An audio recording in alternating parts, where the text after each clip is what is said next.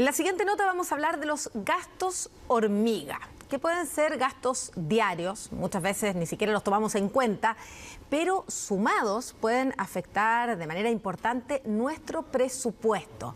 Puede ser, por ejemplo, comprar un café, un chocolate, una bebida, pero a fin de mes se nota. Y en la siguiente información les vamos a explicar cómo poder planificarlos para no afectar tanto el bolsillo.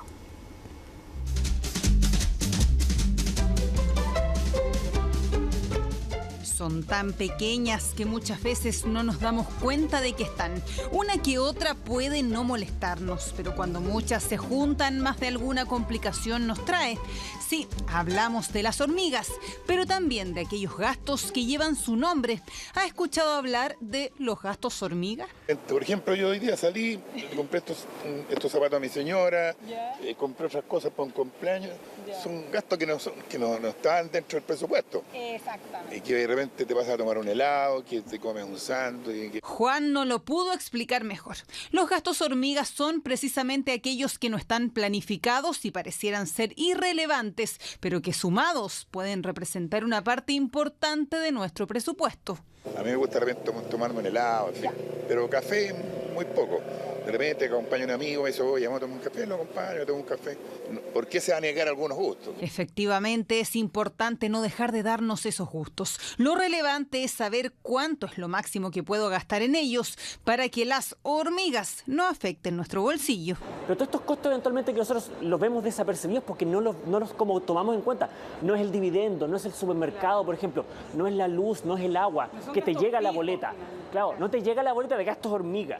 Imagínate no llegar a la boleta que diga gastos hormiga, la gente miraría, wow. Seguramente nos sorprenderíamos. Por eso es importante que saque las cuentas. Supongamos que usted tiene un ingreso mensual de 800.000 pesos y gastos fijos de 600.000. Si aplica la regla de mínimo ahorrar el 10% de su sueldo, tendría que destinar 80.000 pesos a ese objetivo. Por lo tanto, sus gastos hormiga no debieran ser más de 120.000 pesos mensuales. 2 cafés al día, uno en la mañana, uno en la tarde. Y salía con los amigos, ya son 160, 200 lucas y se te fueron.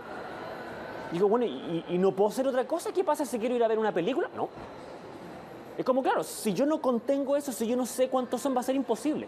Y no es lo único en lo que debemos fijarnos a la hora de elaborar el presupuesto. ¿Conoce el concepto de gastos fantasma o gastos vampiro? Se les llama fantasmas porque son como invisibles. Por ejemplo, cuando uno tiene un seguro. El típico ejemplo es el seguro de fraude bancario. Porque el seguro de fraude bancario ya no es necesario. Ya no es necesario porque lo cubre una ley especial. Sin embargo, se sigue cobrando. Hay una distinción pequeña con los llamados gastos vampiros. Se les llama vampiros porque son seductores, pero al final nos quitan mucho dinero. Un ejemplo de este último es lo que gastamos en plataformas de streaming. Y es que muchas veces tenemos 3 o 4 suscripciones y ocupamos apenas una. Carlos es de las personas que decidió quedarse solo con la más masiva luego de que una emergencia desordenara sus finanzas. Estuve tratando de ingresar a otra, pero después dije, mejor no. ¿Estás más ordenado? Ahora ¿Cómo estoy lo haces, por después. ejemplo? No, me organizo todos los fines de mes. Casi llegando a fin de mes creo una planilla en Excel. ¿Ya? Y ahí voy organizando mis gastos y según mis ingresos voy reduciendo o aumentando según la capacidad que vaya teniendo. Haga como Carlos, elabore un presupuesto y organícese. No vaya a ser que los fantasmas, los vampiros o incluso las hormigas impacten sus finanzas en este segundo semestre que recién comienza.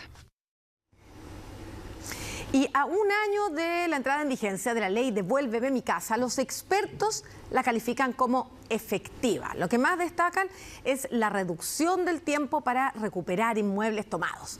Sin embargo, aún hay quienes, pudiendo usarla, no lo hacen por desconocimiento de algunos detalles que comprende esta ley.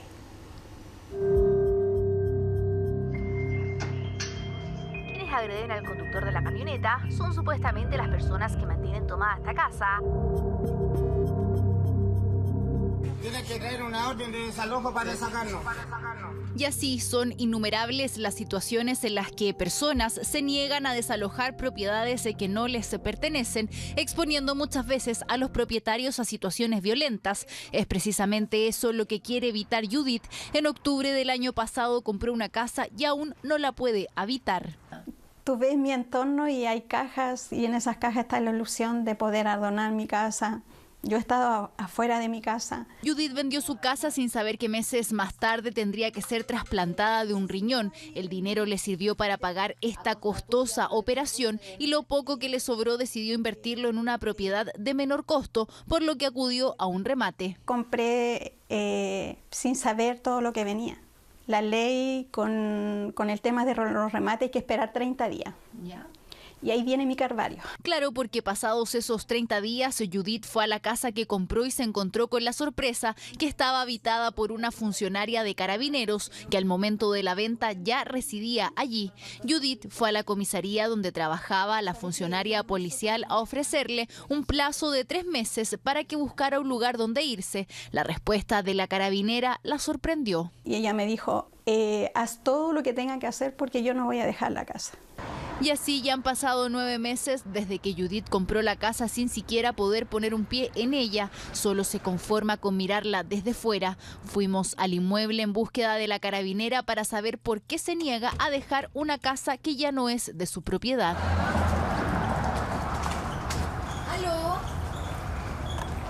Esperamos un par de minutos a ver si respondían nuestro llamado. La luz de una de las habitaciones estaba encendida, pero nadie salió. Judith ya no sabe qué más hacer. Lo acogimos a la ley Devuélveme mi casa, la rechazaron. Ahí en el conservador, que sea en el segundo juzgado de San Miguel, dijeron que eso no me correspondía porque no había un contrato de por medio. Y quizás ese es uno de los principales errores de quienes quieren hacer uso de la ley Devuélveme mi casa. Muchos no saben que los beneficiados son propietarios a los que les deben arriendo, gastos comunes y deudas de consumo habitacional como la luz y el agua, y personas a las que les han ocupado sus casas de forma ilegal. Eso sí, esto no aplica a terrenos calificados como agrícolas. A un año de su entrada en vigencia, ¿qué tan efectiva ha sido esta ley? Se ingresa la demanda en cualquier tribunal de Chile, no solamente acá en Santiago, y nosotros tenemos estipulado un promedio entre que se ingresa la demanda a que el dueño de la propiedad recupere su propiedad. Tenemos un promedio de 5 meses. En principio es una buena ley, porque viene a resolver todos aquellos problemas que tienen los arrendadores frente a los incumplimientos contractuales en los cuales incurren sus arrendatarios. Como fue el caso de Isabel, una de las beneficiadas con esta ley. Ella es corredora de propiedades y gracias a Devuélveme mi casa logró recuperar un local comercial. Porque el arrendatario tenía muchas demoras en los pagos y por otro lado tenía una deuda importante en luz y agua y en gastos comunes. Hablemos de 300.000 pesos, ponte tú, en luz, 280 más o menos en gastos comunes. Y debido a estas deudas se acogieron a la ley. Lo que más destacan son los plazos en los cuales lograron resolver el conflicto. 2 meses y medio, 3 meses en total. Sin esta ley podríamos hablar de un año y de honorarios, pero muchísimo más alto. Tenías que contratar un abogado especialmente.